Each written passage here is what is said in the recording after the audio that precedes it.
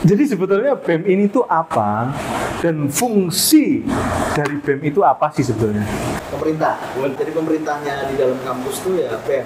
Nah, jadi fungsinya adalah kita mengakomodasi mahasiswa untuk mewadahi aspirasi dari mereka kayak gitu. Kita kan dalam bidang koordinasinya ada senat juga. Jadi terus bedanya apa fungsinya sama dewannya? Kalau BEM itu kebanyakan yang kita melaksanakannya, kalau dewan itu merancang gitu. Ya sama kayak di pemerintahan, dewannya yang tidur, BEM-nya yang kerja. Kalau di negara Konoha kan kayak gitu. Sambil main Candy Crush. Kalau enggak sambil nonton BF. Oke. Film perjuangan, jangan kotor dong. Ya mereka yang ingin mencalonkan diri sebagai ketua, ada prosesnya juga. Yang jadi problematika adalah ternyata tuh nggak sebersih itu juga. BEM itu nggak sebersih yang kita katakan. Waduh. Nggak bersihnya gimana dulu nih? Maksudnya nggak bersih? Oh, ini ruangannya masih Iya. Menarik saat misalkan sampai orang tuh melakukan segala hal untuk jadi ketua BEM. Pertanyaanku adalah kenapa sih sebetulnya mahasiswa-mahasiswa ini pengen maju untuk jadi ketua BEM? Sebenarnya apa sih yang bisa mereka dapatkan?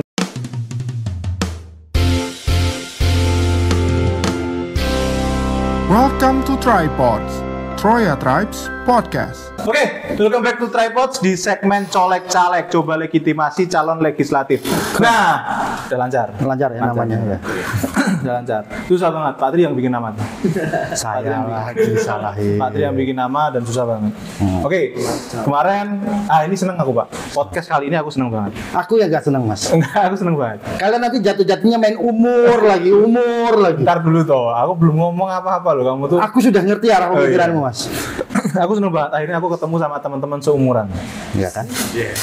Nggak salah toh kalau saya nuduh. Betul. Ya, oke, nggak apa-apa, saya lawan. Ayo. Setelah kemarin kita tuh selalu ketemu bintang tamunya itu selalu seumuran Bapak. Ya, oke. Sekarang yang terakhir itu delik hukum umurnya nggak jauh loh dari saya. Nggak jauh kan? Jauh dari saya. Oh jauh ya? Awasan dari somasi ya. Orang hukum sih Pak. Iya orang hukum. Nah tapi kan sekarang akhirnya aku ketemu sama teman-teman yang usiaku. Jadi nanti kayaknya kita ngobrolnya bisa lebih relate. Jadi nanti aku akan siapin kursi di sini Pak. Kalau Bapak itu ngerasa kayak nggak relate, Bapak bisa duduk di sini. Oke. Itu kan kayak nggak, pintu juga deket kok mas. Nggak keluar kok. Bercandanya kayaknya nanti agak susah gitu. Oke, sip. Oke. Based on-nya, hari ini kita bicara bahwa apa tuh? Hampir 75% suara di Pilpres 2024 pilihan umum lah ya di 2024. Kok bisa itu? Sampai podcast keluar dari arena itu. Inilah salah satu malasnya sama generasi muda nih. Kurang menghargai gitu. Maaf ya Pak. Ya, ayo. Lanjut. 75%, besarannya segitu ya, 75% di mana suara Gen Z dan milenial itu sebesar itu. Itulah kenapa kelakuan para capres kita hari ini kayak ngikutin yang Gen Z dan milenialnya. Tapi di Gen Z-nya ini hanya menyumbangkan 26 sampai dengan 30% suara. Ya. Oke, makanya kita datengin mahasiswa. Oh, kita datang mahasiswa tadi. Katanya sih kartunya mahasiswa ya. Kita nggak ngecek kartu mahasiswanya, nggak kita cek. Oke. So kita luar biasanya kita datangin langsung dari 2 kampus terbesar di Jogja, Pak. Yes. 2 kampus terbesar di Jogja kita datangin, ya kan? Biar mereka beradu argumen, ya kan kita jadi wasit. Kan gitu. Kita jadi wasit. Lu aja kali. Oke. Gini Pak, salah Pak. Oke. Nah, kalau mereka nggak jadi. Oke, sebelumnya tolong dikenalin dulu dong. Oh iya. Oke, so kenalin di sini ada Mas Ihsan, Mas Azam sama Mas Zidan. Ya tepuk tangan teman-teman semua. Gila penontonnya banyak banget. Iya. Ya. So dari mana Mas? Mereka gimana kalau mereka kenalan masing-masing dari mana? Atau nggak usah? Latar belakangnya, kenalan nama, latar belakangnya. Udah punya pacar belum? Ya.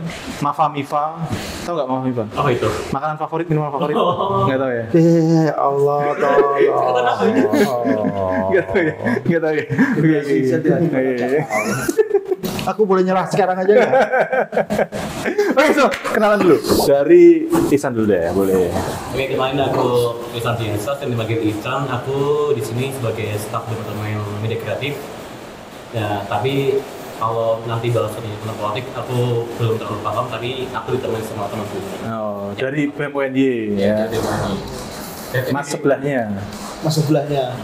Mas siapa Mas? Oke, halo teman-teman. Gua Agak maju Mas. Agak maju Mas. agak maju gitu. Biar kedengeran. Gua Azam, gua dari UNJ. Oke. Dari jurusan? Jurusan gua akuntansi. Oke. Ekonomi lah ya maksudnya itu nah ya ekonomi. Mas ya, Masa silakan. teknik. Tapi Lanjut. oh iya. Tapi kalau memang di beberapa negara tuh akuntansi itu masuknya malah teknik di ekonomi. Oh gitu. Karena Karena kan emang di akuntansi kan diajarnya teknik-teknik tentang hitung uang gitu. iya masuk akal. Terutama uangnya orang lain ya. Hal emang ada. Apa namanya paling susah dari mengelola uang itu apa? Bagian paling susah dalam Mengadakan uangnya. Iya, Nah, betul. Paling susah itu saat nggak ada uangnya. Mengelola uang paling susah saat nggak ada uangnya. wis tora iki ora bahas Oh jurusan. iya, oke. Iya. Oke, next Mas. Next Zidan dari UGM. Oh, jadi namanya Next Jidan namanya. Next Zidan. Saya Zidan namanya. Oh, Next Jidan. Tapi jurusannya saya yang teknik beneran ini. Saya kan teknik fakultas dari beberapa negara. Negara mana kalau teknik. Oh, teknik beneran. Teknik apa Mas? Teknik elektro. Teknik elektro. Background kalau di BEM saya nggak ada. Cuma saya ikut organisasi di UGM, HIPMI PT UGM. Oh, baik. Udah nggak ngelatih Madrid lagi sekarang? Udah enggak, udah ada rambutnya. Oh, udah rambutnya. Karena udah nggak mikir sepak bola lagi ya. Oke. Baik. Cek. Mbak, silakan Mbak. Apa hostnya? Loh, aku belum baca guideline. Guideline-nya kamu yang buat loh. Nggak mungkin kamu nggak baca loh. Oke. Terus, ya baru buka loh. Mana tadi guideline-nya Pak? Yo. Oke. Pertanyaannya paling awal nih menjelang 2023 dan 2024 Oke. bulan Februari. Oke. Di mata teman-teman mahasiswa tuh Pemilu. Pemilu tuh sekarang seperti apa sih euforianya? Tadi nggak kayak gitu Pak guideline-nya Pak. Nggak dari situ tadi guideline-nya. Kenapa nggak tadi yang kamu yang aja nanya? Guideline-nya nggak dari situ Pak. Guideline-nya nggak dari situ. Aku di depan anakku loh, orang itu misu lah. Oh iya. Pak. Ya, nggak kayak gitu Pak. Kita ngomongin BEM dulu. Kita ngomongin BEM dulu. Yes. Supaya runtut nih. Kan aku nggak pernah kuliah, jadi Iya. wajar dong kalau nggak Iya. tahu BEM. Tapi aku 98 ada di ini, di MPR. Oh iya. Nah, Oh, yang di atas itu. aku pegang bendera ya. Tapi bendera slang ya. Oke, buat Mas Isan sama Mas Azam nih, ya, aku tuh selama kuliah, gitu, dari dulu sampai sekarang, jadi aku udah kuliah melewati 13 tahun kuliah, Oke. 4 universitas, nggak pernah ikut organisasi kemahasiswaan, gitu. Jadi sesungguhnya aku nggak ngerti nih. Jadi menurutmu organisasi kemahasiswaan tuh nggak layak untuk kamu ikuti? Oh iya, Nggak pantas? bukan, Bukan, aku yang nggak layak. Oh, kamu. Aku yang nggak. Iya, aku itu mengakui juga kok. Iya, Oke. aku yang nggak layak. Lanjut. Kamera udah gitu. Iya, kan di belakang beda. Jadi sebetulnya BEM ini tuh apa dan fungsi dari BEM itu apa sih sebetulnya? Oke. Kamu dulu aja. Awal dari aku ini ya, BEM itu sebagai kayak aspirasi yang dimana kayak mahasiswa itu kalau mau ngomong BEM ini sebagai tempatnya. Nah, jadi kayak semua aspirasi mahasiswa yang di situ itu akan disampaikan pada BEM ini, dan BEM ini akan kayak melaporkan dulu apa yang kurang dari kampusnya, kayak infrastrukturnya, metode pengajarnya kepada dewannya yang di ini di atasannya. Oh. Berarti kayak DPR-nya mahasiswa gitu apa gimana? Gimana mas? Pemerintah. Belum tahu kayak gitu loh. Pemerintah. Jadi pemerintahnya di dalam kampus tuh ya BEM gitu. Oh. Walaupun ya kita sendiri nggak dapat gaji gitu, nggak ada gaji per bulan tuh nggak ada. Oh nggak ada. Kalau DPR tuh dapat? Hah? DPR dapat. Dapat. Itu kenapa banyak yang mau jadi DPR? Gantinya ASN kok ini. Oke. Ada pensiunnya loh lagi. Ada pensiunnya. Heeh. Sekali jadi dapat pensiun. 5 tahun menjabat punya pensiun. Oh. Dan itu bisa ditambah lagi. Bisa diperpanjang. Kalau dia belum mau nerima pensiun, dia jadi calon lagi. Calon lagi tuh. Oh iya. Oke. Lanjut Mas. Oke, kalau dari aku tuh BEM kan, namanya aja badan eksekutif mahasiswa. Oke. Asik eksekutif. Tapi bukan eksekutif itu. Jadi kita tuh kayak ya kita bisa bilang Unip itu sebenarnya pemerintahan negara-negaraan kayak gitu. Nah, jadi fungsinya adalah kita mengakomodasi mahasiswa atau mengakomodasi sivitas terkadang untuk memberikan atau mewadahi aspirasi dari mereka kayak gitu. Selain itu, BEM juga punya kewenangan untuk mengusulkan suatu kebijakan kepada Kampus. Nah, ya bisa kepada kampus, juga bisa kepada Dewan Mahasiswa gitu. Karena kita kan dalam bidang koordinasinya ada senat juga kayak gitu. Oh. Kalau dulu mungkin yang zaman-zaman Pak Tri ya gitu mungkin. Zaman Pak Tri itu cuma ada satu, ada senat mahasiswa doang. Tapi kalau sekarang ya BEM sama senat itu berbeda seperti itu. Oh. Jadi terus bedanya apa fungsinya sama dewannya? Dewannya fungsinya. Kalau BEM itu kebanyakan yang kita melaksanakannya, kalau dewan itu merancang gitu. Ya sama kayak di pemerintahan. Itu berarti BEM itu badan eksekutifnya, Ya. kalau dewan itu legislasinya. Nah, legislasinya. Dewannya yang tidur, BEM-nya yang kerja. Oh gitu. Oh, Gitu, Oh, Pak. jadi dia seperti itu. Oh iya. Kan bener kan? Benar. Enggak Jadi sih, Kalau di negara Konoha kan kayak gitu. enggak sambil main Candy Crush. Oh iya.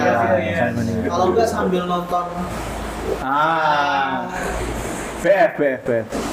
oke. Film perjuangan, jangan kotor dong. Film perjuangan. Ya Allah, tolong. Ya Allah. Oke. Lanjut Pak. Oke. Kita buka loh. Nah, pertanyaannya yang berikutnya adalah bagaimana cara teman-teman di badan eksekutif ini mengumpulkan suara-suara dari teman-teman mahasiswa yang ada? Atau jangan-jangan seperti tadi anggota dewan di Konoha ngakunya, oh ini suara-suara dari pemilih saya. Padahal pemilihnya nggak ngomong apa-apa. Oh iya. Padahal pemilihnya baik-baik saja, tapi dia ngada-ngada misalnya gitu. Apakah, nah akhirnya prosesnya kan yang salah. Nah di BEM itu seperti apa sih prosesnya di BEM UNY terutama? Bagaimana prosesnya mengumpulkan suara-suara teman-teman itu? Apa keluhannya, apa masalahnya dan lain-lain? Polanya gimana sih? aku kuliin dulu dari awal ya. Oke, boleh. Dari saat pertama kali munculnya nanti sebuah regenerasi dari BEM-nya itu Ya, sendiri, kayak gitu. otomatis daftar dulu dong ke UNY dulu jadi mahasiswa gitu ya, baru bisa. Oke. Setelah itu ya nanti ya mereka yang ingin mencalonkan diri sebagai ketua BEM. Nah, ya nanti kita ada prosesnya juga gitu, dan ada batasan minimal semester berapa gitu ada kalau di UNY dan maksimal semester berapa. Nah, yang jadi problematika adalah ternyata tuh nggak sebersih itu juga gitu loh. BEM itu nggak sebersih yang kita katakan. Waduh. Kalau yang di tatanan kampusnya aja sudah Nggak bersihnya gimana dulu nih? Maksudnya nggak bersih. Oh, ini ruangannya masih Ruangannya bersih. nggak bersih. Oh, iya. Jangan gitu lah. Ya aku dewa, ya aku dewa. Oke, aku bongkar aja ya. Kamu nggak boleh. Minta suara itu bukan minta suara beneran gitu. Jadi kadang tuh mereka dengan kekuasaannya mintain KTM moral. Kalau persyaratan untuk maju menjadi calon ketua BEM ya kalau di UNY, itu kan salah satu syaratnya adalah dia punya KTM seseorang gitu loh. Ada minimal KTM-nya. Ada dukungan.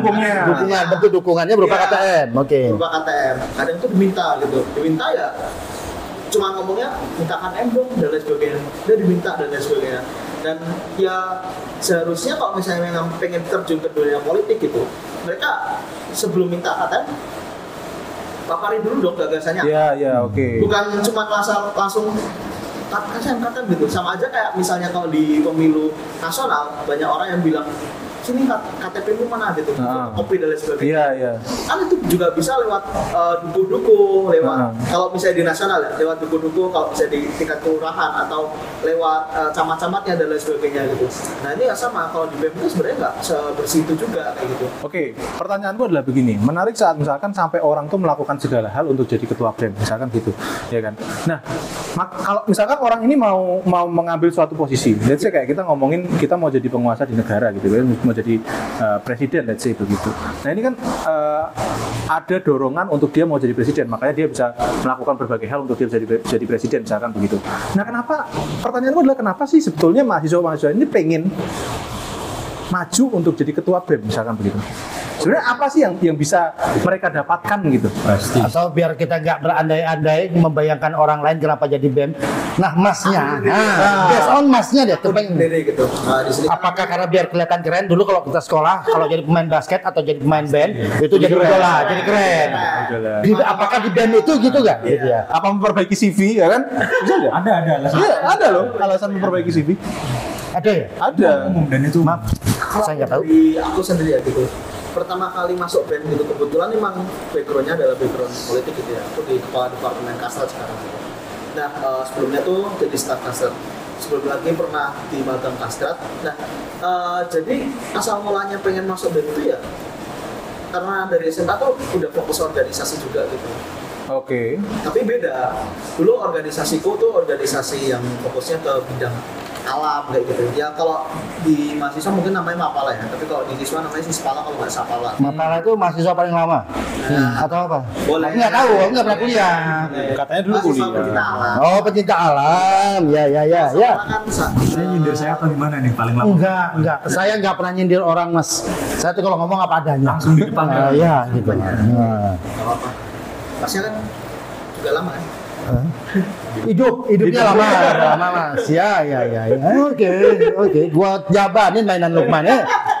Lanjut. Oke, lanjut dulu ya. Jadi kalau misalnya dari aku sendiri ya memang pengen ganti aja gitu loh suasana organisasi yang baru kayak gitu. Terus sih. Emang suka berorganisasi dari dulu begitu? Memang suka berorganisasi dan lebih banyak belajar tuh dari organisasi.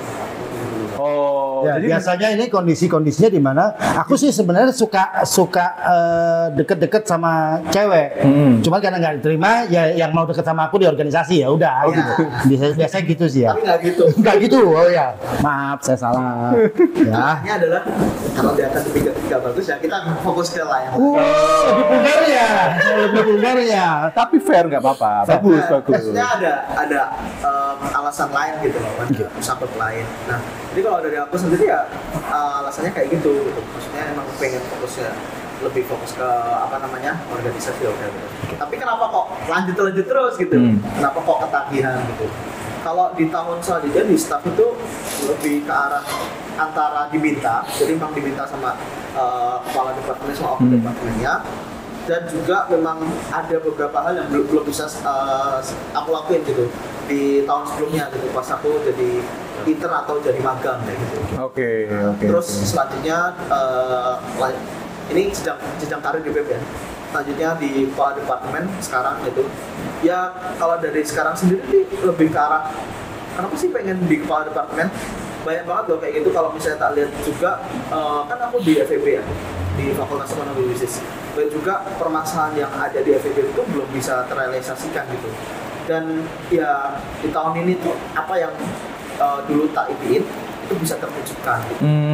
Banyak sekali aspirasi atau advokasi dari teman-teman yang bisa tersampaikan ke atas gitu. Oke. Kalau dari San gimana? Kenapa ikut-ikutan BEM? Ya, sebenarnya itu alasannya basic aja sih. Dipaksa. Karena Dipaksa ikut-ikutan teman. Nama gimana? dipaksa aja. Sebelumnya saya disclaimer dulu ya, kenapa minumannya teh hari ini? Karena kemarin kita pakai minuman bermerek, kita dikomplain sama UKM, jangan dukung produk kapitalis, katanya. Oke, karena kita pakai UKM, es jumbo. Iya, pokoknya UMKM naik kelas. Iya, UKM naik kelas ya. Kelas berapa? Masuk kelas 3 terus kan. Lanjut. Ya, lanjut. Ekspor itu. Aku kemarin juga diprotes durasi kita kelamaan, Mbak. Oke, sip, ayo. Lanjut. Oke, kalau dari aku sendiri sebenarnya itu dari dulu tuh emang gak ada minat organisasi. Kayak contohnya tuh di SMK kan ya. Di SMK aku ngambilnya komputer jaringan. Tapi emang di situ tuh cuma fokusnya lebih ke akademik doang. Jadi kayak kamu tuh harus pintar dalam hal ini. Kayak misal komputer atau jaringan kamu harus dalam itu. Nah, tapi untuk yang organisasi seperti OSIS itu emang aku gak ada minat. Nah, karena waktu liburan semester, bukan lulusan, nah aku tuh mikir, anjir temanku dikit banget, ya kan? Ya udah makanya itu emang dari awal masuk kuliah itu aku ada komit buat masuk Ornawa. Mahasiswa. Nah, aku juga minatnya kan di bidang media kan ya. Bisa kayak infografis, videografis, sinematik video gitu. Nah, jadi akhirnya masuk ke media kreatif. Oke, so untuk nambah relasi dan pengalaman. Oke, Yang ini belum ditanya. Tadi belum tanya. Emang kita niatnya emang nggak mau nanyain. Iya, sebenarnya. Oke. Banyak soalnya. Oke. Nah, gini. Oke, karena mereka tadi kan pengakuannya bahwa tidak di BEM. Tapi pertanyaannya Tapi kan ikut organisasi. Ikut organisasi lain. Alasannya apa sih? Jadi mahasiswa kenapa pengen ikut organisasi bahkan yang lebih berat nih? Lebih berat. Kelas berat, Pak? Enggak tahu. Kelas berat kemarin. Nah, alasannya apa sih Mas? Berorganisasi itu kebanyakan mahasiswa alasannya apa? Ini mahasiswa, kalau aku sudut pandang mahasiswa, tapi aku sendiri ya. Iya. Nah, Mas. Nggak bisa menjadi representasi orang lain ya? Oke, ya. Kalau pertanyaannya ke kampus seminggu berapa kali, Mas? Alhamdulillah 2 minggu sekali. Banyak online atau banyak Ikutin bimbingan. durasi? Oke, sip. Ikutin bimbingan Oke, aja. yuk. Disclaimer ya gitu. Jadi kalau ikut especially HIPMI sebenarnya ngefilter teman. Justru karena kebanyakan nongkrong dulu tuh. Dari semester 1, 2 itu kebanyakan nongkrong. Dan akhirnya cuma ngerasa dapetnya capek doang. Terus di situ mentor saya kebetulan ikut HIPMI. Aku lihat perkembangannya dia yang bener-bener dari start from zero lah, start from scratch gitu. Karena dia emang bener-bener dari orang bukan nggak ada apa-apa sih, tapi tetap ada punya apa-apa. Bagaimana dia mengedevelop itu yang membuat aku jadi tertarik banget sama HIPMI gitu. Dan dia mengakui ketika aku tanyain, Bang, gimana sih caranya bisa lu develop sampai segininya tuh dengan tatanan yang rapi gitu loh. Simpel, aku ikut organisasi di sini aku belajar banyak, ketemu mentor-mentor yang lebih jago juga gitu loh. Akhirnya aku tertarik di situ. Di HIPMI pun alhamdulillah ini mah lanjut lagi, ditarik ke HIPMI Sleman akhirnya. HIPMI Sleman. Kan belum lulus. Belum lulus memang, dan persyaratannya harusnya sebenarnya tidak menjabat di 2 lembaga HIPMI. Karena sebelumnya aku di HIPMI PT UGM jadi wakil ketua, tapi ditarik sama ketuanya BPC Sleman waktu itu Tumiwit, langsung udah dan kamu lanjut aja di HIPMI Sleman ya. Tapi kan ini persyaratan belum lulus, sudah nggak apa-apa Mas kayaknya gitu. Nah sebenarnya itu juga cara Jadi kadang-kadang kalau dibilang bahwa menambah teman di sebuah organisasi, sebenarnya yang berorganisasi juga kapasitasnya kecil, ya, jumlahnya lebih kecil. Jadi nggak banyak juga temennya, tapi memfilter mungkin bisa lebih tepat kali gitu ya. Gue pengen teman-teman sepikiran, ya, yang hobinya mungkin doyan-doyannya sama lah kurang lebih. doyan duit, semua orang doyan duit tapi. Doyan duit ya. Oke, ngomongin masalah duit gini. Kalau orang-orang berbondong-bondong bikin partai nih. Karena negara ini juga ada asas undang-undangnya punya kontribusi terhadap partai. Ya, nggak usah tutup mata, adalah uang untuk partai pembinaan. Di BEM itu ada nggak sih dari kampusnya disiapkan alokasi khusus ini untuk BEM ada dana 3 miliar untuk beroperasional misalnya seperti itu. Soalnya kan UNJ kan bangun-bangun terus nih. Jangan sentuh kampus. Bro, ini UMKM channel ya bro. Nggak ada apa-apanya sama UNJ. Datangin 5 lawyernya selesai loh gitu. Tapi nggak apa-apa, UNJ kan nggak punya fakultas hukum, Mbak. Bukan masalah dia nggak punya fasilitas hukum, tapi ada UNY sama rumput ilmu sosial tuh.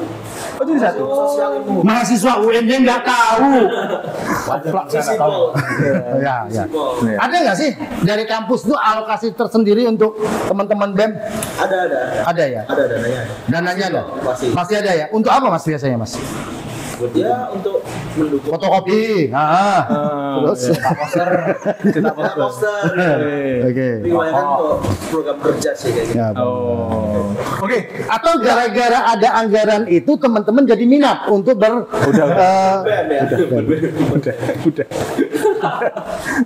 Aku tertarik loh. Malah tahu besok aku kuliah, memang pingin lagi kuliah untuk masuk BEM aja. Kalau mau cocok, ada anggaran cocok. Ya, karena nggak ada kemungkinan dong teman-teman yang jadi caleg saja, yang minim pengalaman, tahu-tahu baru berorganisasi, yang dilihat apa sih penghasilan per bulan dia jadi anggota dewan itu gede loh. Kenapa orang pada mau ke sana? Apa Bapak ngomong masalah umur nih? Sensi masalah umur. Maksudnya kayak minim pengalaman maju jadi Enggak apa, yang tua juga banyak jadi caleg. Udah deh. Yang bentar lagi juga mau lewat juga jadi caleg ada. Lihat aja balionya. Jadi capres kan? Hah? Ada capres muda, yang muda. Udah deh. Itu cawapres. Cawapres, ya. Emang Menurut Bapak capresnya ini mau lewat gitu apa gimana? enggak kita bisa kembali lagi ke situ nggak? Kenapa usaha menyerang temen gitu? Oke, baik. Karena kita udah ngomongin tadi kan kita udah ngomongin masalah politik di kampus nih. Maksudnya kayak tadi BEM itu ternyata juga ada apa namanya intrik politiknya juga ada gitu kan. Kalau tadi ngomongin HIPMI ya kita tahu semua lah, kemarin sempat viral HIPMI itu politiknya juga ngeri juga Oh sebetulnya. itu yang ini ya organisasi yang di Solo tonjok-tonjokan itu ya waktu munas ya? Gak usah diperjelas, gak usah diperjelas. Ya, saya juga ada urusan layang-layang itu ya. Ada klarifikasi. Gak usah diperjelas, Pak. Ada klarifikasinya nih. Ada klarifikasi apa? Mas? Kayaknya Di luar. tapi jangan dia beliau yang klarifikasi. Kita harus ngundang ketua. Kalau di Aku baru ngomong, Aku baru ngomong. Oke, silakan Mas. Monggo. Nanti masalah klarifikasi Munas itu kita undang ketua HIPMI-nya, Pak. Oh gitu. Iya, kita harus undang ketua HIPMI-nya ke Ya, sini. untuk per itu ini episode terakhir saya ada di sini. Oke, gimana? Kalau di BEM ada nggak sih kayak gitu? Tujuannya kayak gitu. Hah? Yang Enggak yang sampai harus perdebatannya rame-rame di sana debat ya, jatuhnya debat-debat. Tapi debatnya pakai yang lehernya ada otot gitu ya, ada ya tetap ya. layarnya sampai Nah, terus ada yang mukul-mukul gitu ada ya tetap ya. geprak meja. Nah, gebrak meja. Dan itu dianggap normatif proses pembelajaran. Proses pembelajaran dan memang ya proses politik. Proses politik. Tapi menurutku juga nggak masalah sih. Nggak masalah. Nggak masalah. Nah, gitu. ya kita Adu argumen. gitu. Yang penting objektifnya adalah untuk mencari kebaikan. Nah, itu. Enggak gini, saya cuma mau saran kalau besok yang sifatnya debat-debat diskusi yang sampai harus ngotot, yang dipukul jangan meja yang punya kampus. Kepala sendiri boleh nggak mukul ya? Nggak bunyi, Pak. Rusak lo punya kampus mejanya Pak. Lah kemarin kamu ngelempar-ngelempar kursiku, Pak. Aku sengaja. Oke, tadi kan kita udah ngomongin politik kecil nih di tingkatkan kampus. Terus tadi udah disinggung sama Pak Tri, yang beliau ternyata itu apa namanya berkeberatan gitu kan. Ada yang mau nyalon tapi masih muda, masih minim pengalaman, ternyata Pak Tri keberatan. Saya tidak ada ngomong keberatan ya bro. Arahnya kenapa ini serang ke saya ya? Ada yang minim pengalaman. Kayaknya sensi gitu loh, Pak. Karena bapaknya adalah ketua apa gitu, jadi nyalek. Bukan karena dasar bahwa dia ingin benar-benar berkontribusi loh. Cuma nyari gaji bulanan yang ratusan juta. Ada gitu. bukan di Indonesia kan? Bukan di Konoha. Di Tadi kan kita sepakat. Oh, iya. Konoha. Ya. Nah itu kan apa namanya ada kita pasti udah nyinggung ke situ nih. Nah sekarang kalian ngelihat dari kalian yang tadi kata Pak Tri itu adalah 27% pemilih itu adalah generasi Z. 27 sekian persen. Kayaknya udah hampir 28 deh. Udah hampir 28. Lah, teman sendiri Ya nego lah, nego 29 boleh ya? Boleh ya, 29. Iya. itu kan berarti kan menguasai lumayan besar itu. Gitu. Nah, kalian sendiri melihat kontestasi pemilu di 2024 nanti ini yang sekarang udah mulai masa kampanye ini gimana? Kalau kalian sendiri melihat? Dari Mas Jidan, Dari gimana saya Mas? dulu, boleh. Di UGM lah yang mungkin pilihannya yang agak eksekutif, pilihannya agak yang pintar-pintar itu gimana Mas? Satu ya pasti saya, nomor satu ya. Oh atau bukan? Kan dari game semua. Hah? Iya. Dari UGM. Dari game semua sekarang. Mana dari UGM Mas? Kecuali satu. Ya enggak dong, Prabowo enggak dong. Iya, kecuali satu. Kenapa sih ya nyebut nama ya? Kecuali nomor 2 ya. Kecuali satu paslon dulu. Nomor 2 Udah dijawab aja, udah dijawab aja. Backgroundnya saya tadi dibilang bukan politik, jadi ini dari pandangan orang awam aja. Iya, oke. Tentang kenapa seberapa penting ya sebenarnya Gen Z memilih tuh. Jadi sebenarnya kalau Gen Z tadi dari data yang didapatkan hampir mengasih sepertiganya.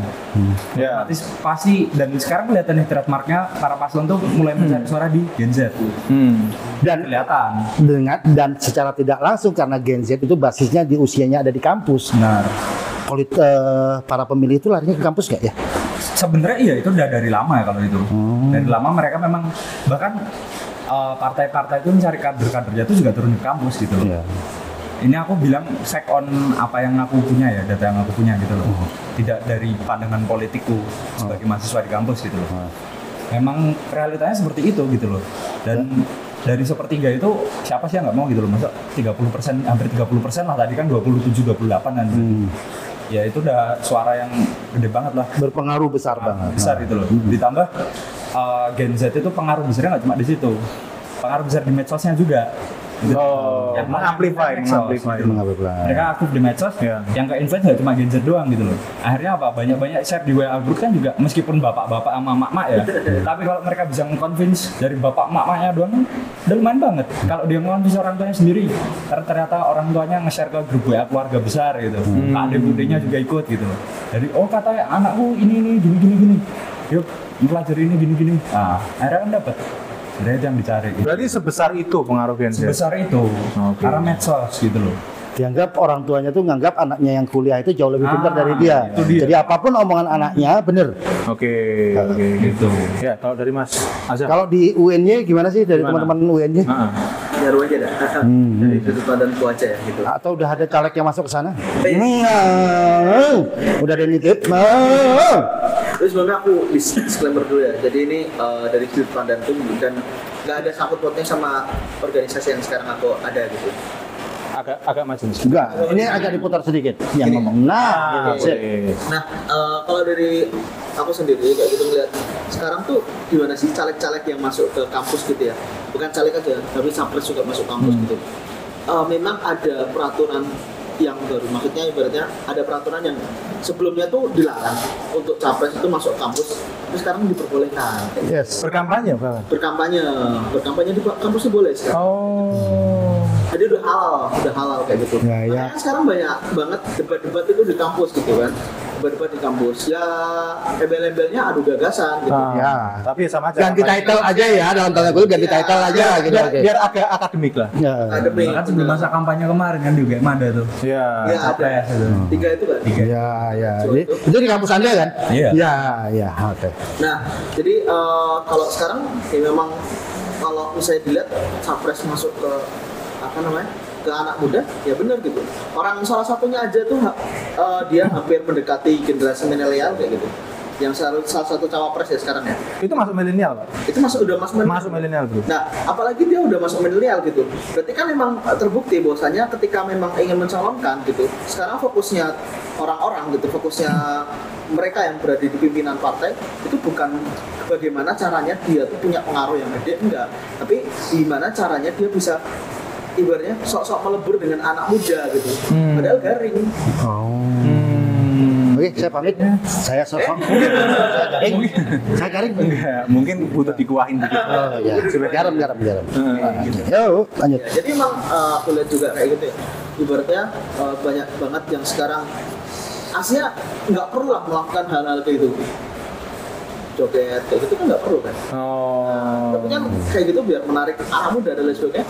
Ya ngapain kayak gitu? Enggak, mungkin waktu jogetnya dia bukan dari anak mudanya, nyari dosennya, ayo untuk senam sehat, ya senam jantung. Positif tinggi sekali ya. Positif saya mah orangnya nggak skeptis sama politik lah. Pokoknya. Kadang generasi tua yang gitu. Iya. Anda tahu nggak kalau menyebut orang lain tua itu sudah masuk ranah hukum di sekarang? Itu termasuk dalam perbuatan tidak menyenangkan. UIT ya? Oh iya. Enggak. UIT-nya kalau setelah diupload ke YouTube, nanti baru ada UIT. Double. Ya, betul. Iya. Ya. Tolong sebagai pengacara saya tolong diproses ya. Ini. Baik, Pak. Siapa?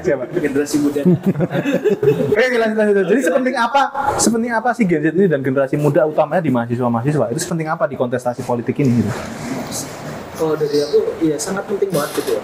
Tadi udah dibilangin sama Mas Idan, generasi Z itu bukan hanya bisa masuk ke grup WA keluarga aja gitu, tapi dia juga punya power juga ke masyarakat pada umumnya gitu.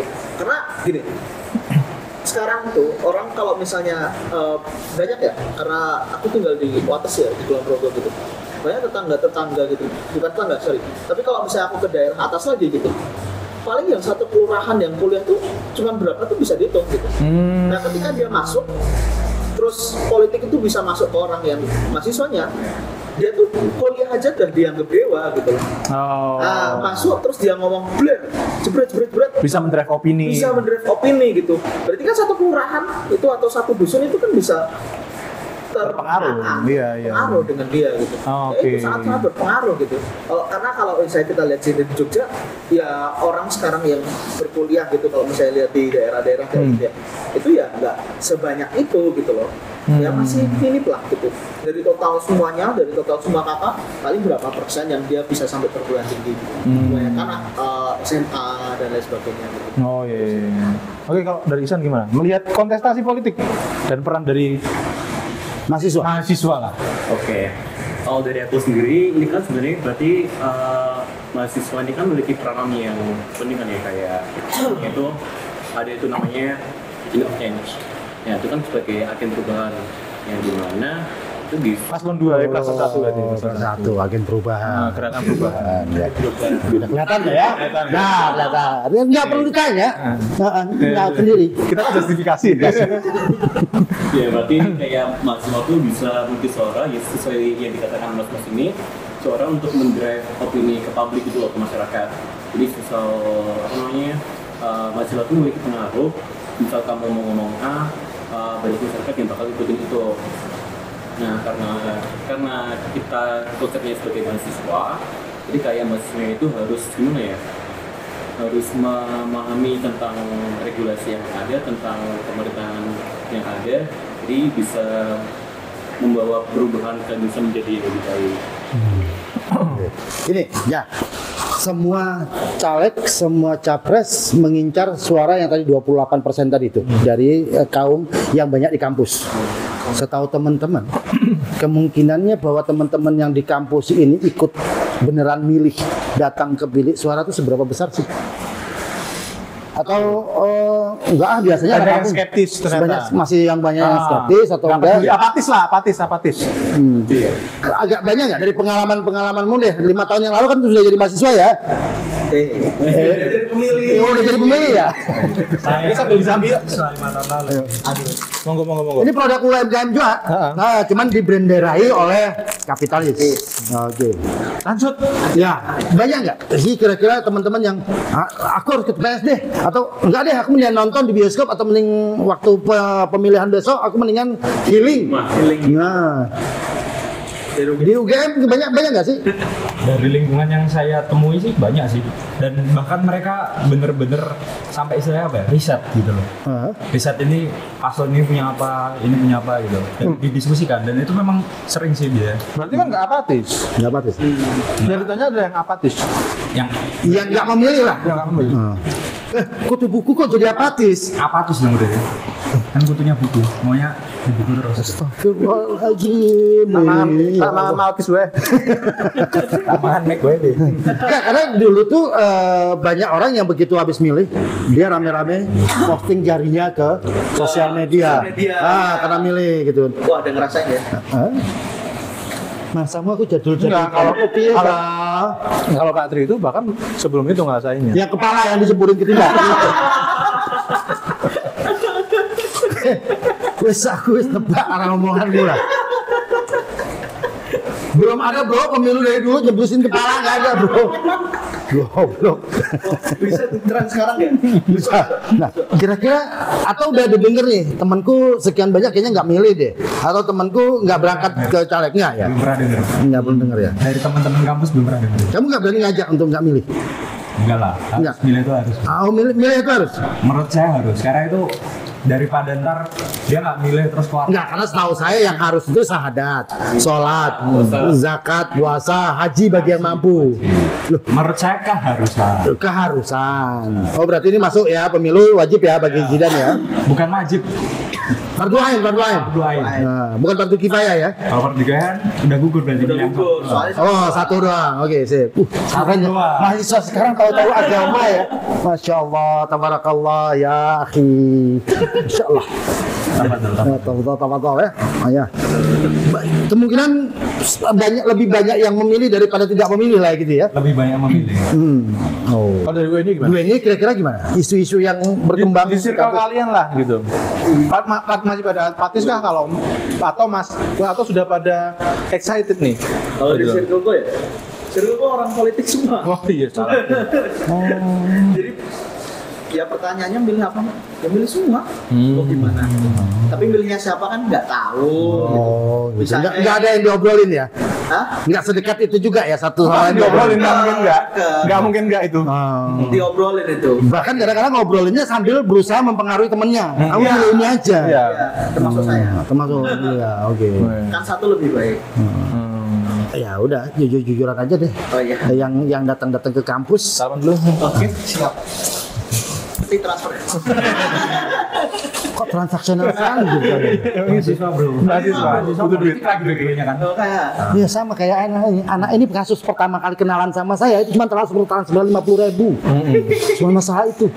Hidupnya segitunya minimum. Oke, so satu, mahasiswa ini penting banget, tadi udah pada setuju, berpengaruh sekali sebetulnya di kontestasi politik, gitu kan. Yang kedua, mereka ternyata di circle kalian, at least itu mereka pada excited menantikan pemilih ini. Nah, terus yang harus dipersiapkan mahasiswa nih, kalian pesan apa sih buat mahasiswa untuk menghadapi pemilu di 2024 ini? Apa yang harus mereka persiapkan gitu? Tapi jangan golput ya, itu udah basi ya. Basi. Semua yang ngomong itu Basi. banyak ya. Basi. Nah.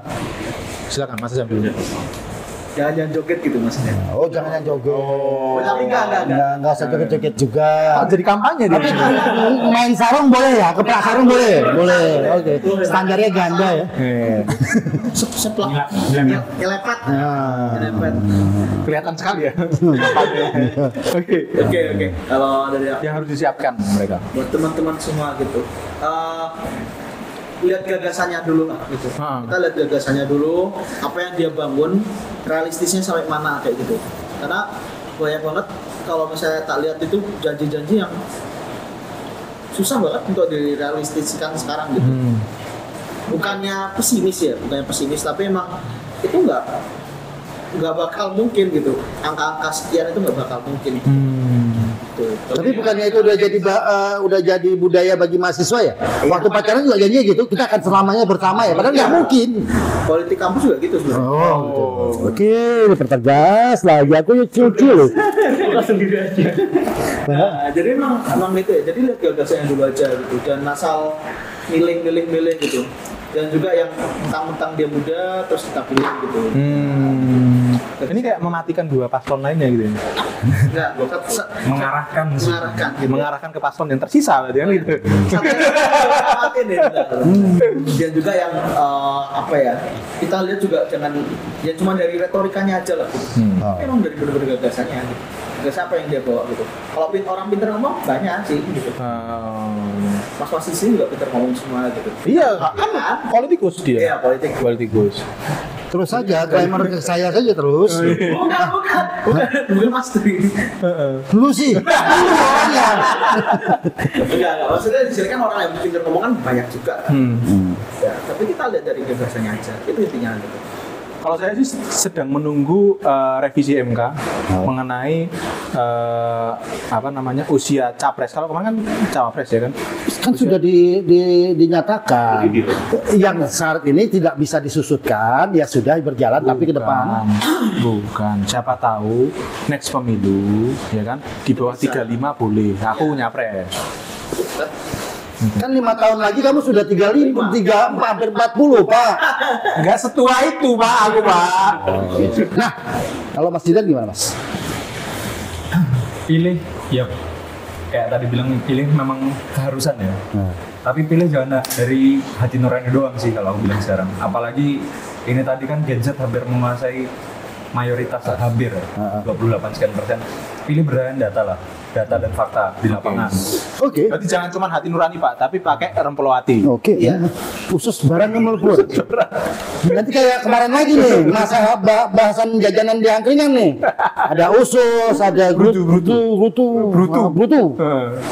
Terus lanjut Mas, nggak usah didengar yang ini. Mana tadi ya? Sampai Hati nurani. Data dan fakta. Data dan fakta itu harus dipertimbangkan karena kan Gen Z ini udah terlalu banyak informasi yang beredar gitu loh. Dan di situ rentan banget yang namanya hoax kan, berita-berita hoax gitu. Nah, harusnya mereka harus lebih pintar memilih gitu. Apalagi mayoritas Gen Z kan sekarang terpelajar gitu loh. itu kayak 21 ya, memilah dan memilih. Betul.